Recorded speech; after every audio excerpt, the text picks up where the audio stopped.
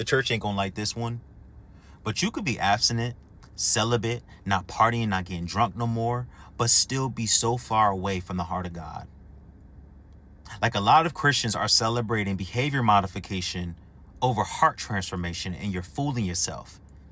Yes, abstaining from marriage is good. Not getting drunk is good. It's biblical. It's honorable. But if all you've done is stop doing those things, that's not the same thing as becoming pure. Purity isn't just about what you stop doing. It's about what God is changing inside of you, inside of your heart.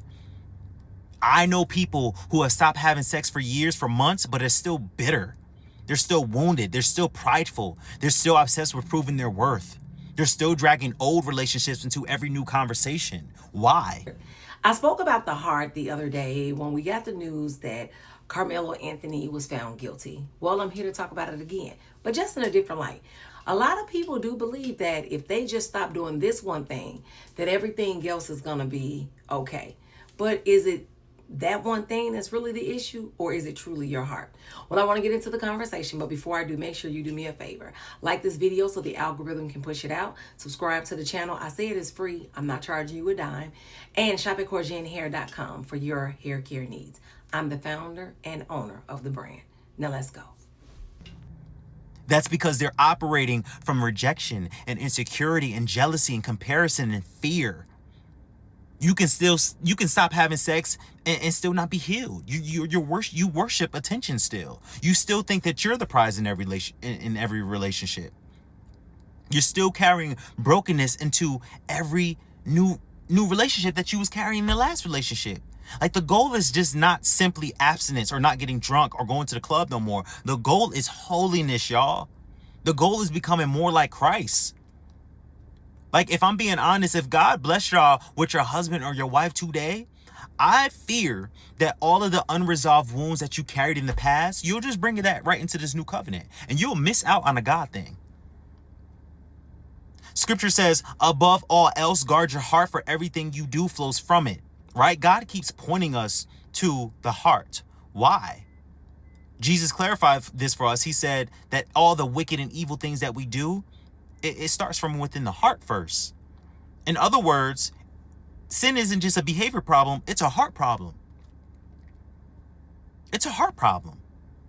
That's why we need to ask God to create a new heart in me, oh God. David snapped with that one. I don't want just clean hands. I don't want just better behavior. I want a clean heart. Like, maybe this season of singleness isn't God just teaching you not how to use your body or get drunk or be wild. Maybe it's teaching you how to forgive, how to trust again, how to stop needing validation, how to be content with him. Man, this brother is on to something. I've been finding some men who have really been preaching over there on that TikTok, okay? I know a lot of women didn't like the last post I put up. It really wasn't for y'all. It was for the men.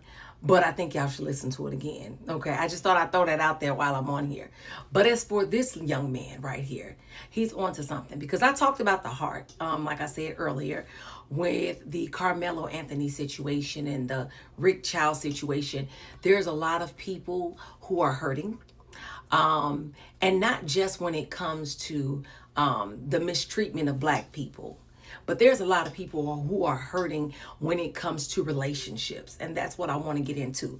And I'm talking about Christian folks who are looking to be married and want to have a wholesome relationship with children and the white picket fence, or you're living in a condo, whatever you decide. Okay, whatever the Lord blesses you with. There are a number of people who want that, but they don't know how to get it. They don't know what they need to do in the process of waiting. And I like what he said in this clip where he said, you know, sometimes just during your time of waiting, you might need to be getting your heart checked. Your heart don't be right. Because a lot of times we wind up carrying old stuff with us. That old baggage, we dragging everything with us into whatever God has planned that's new for us. And we mess it up. And I'm not speaking just about women. I'm speaking to women and men on this post. We tend to mess that up because we haven't taken out the time to get our heart together. I mean, you can read the comments all over social media and you can tell, like, a lot of people's hearts are not in the right place. You look at the comment and you be like, wait, what is wrong with them? Even even on this channel, I have to sometimes raise my eyebrow up. And I think it's just a heart thing. I remember going through a lot of things, and I knew I had a lot of baggage.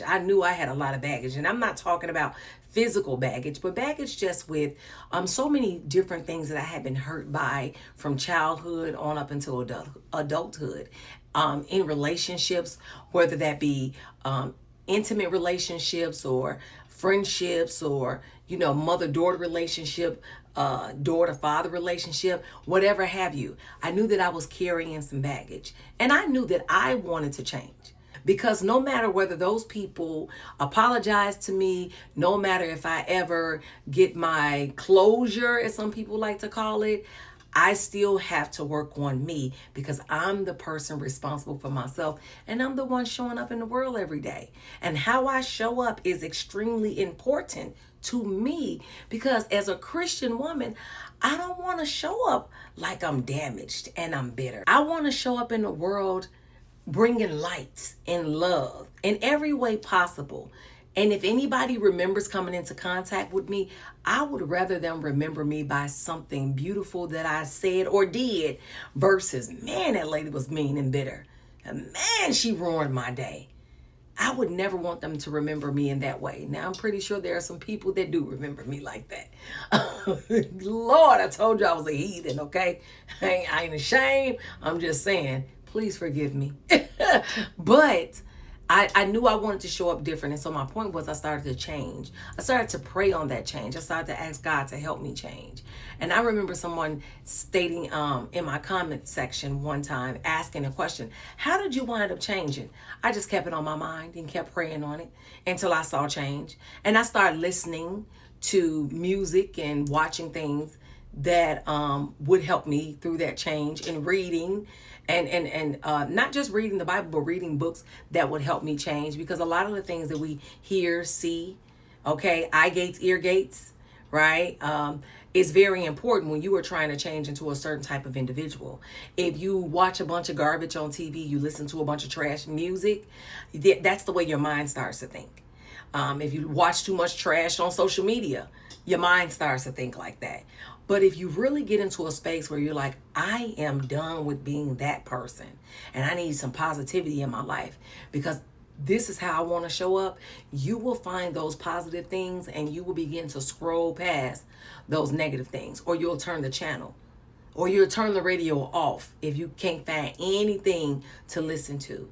Those are some, I guess, pointers that I have, but those are the things that help me to change. There was one song in particular that I listened to a lot on repeat, by Tamala Mann. Change me, oh God, make me more like you. I need a change. When I tell you, it was just on repeat every single day, because I needed my heart to heal. I needed to wake up different, walk through the world different. I needed that for myself. And because I have that now, I feel so much better. I feel better being the light than being in the darkness. And I just want that for you too. I want you to be the light, and take time for healing. Take time for change. Get your heart posture. I'm going to try to say this slowly because I always mess up that word. But get your heart posture together, first and foremost, so that you're not like the angry, bitter people who are all down the timeline on every single post saying something mean and nasty. I know the world is doing what it's going to do, but don't let them drag you into their darkness when you are meant to be the light. Now, let me know what you think about this whole conversation in the comments below, because that's what I'm here for.